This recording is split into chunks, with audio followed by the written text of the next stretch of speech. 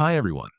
In this short tutorial, we'll walk you through our new Waypoint pattern feature designed to help you create scouting missions in seconds. To get started, select the Waypoint pattern tool from your mission planning menu. Instead of placing individual waypoints, your cursor is now ready to define an entire area. Simply click on the map to draw a polygon around the zone you need to scout.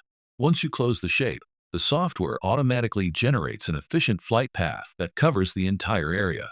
As you can see, a complete survey grid is created instantly.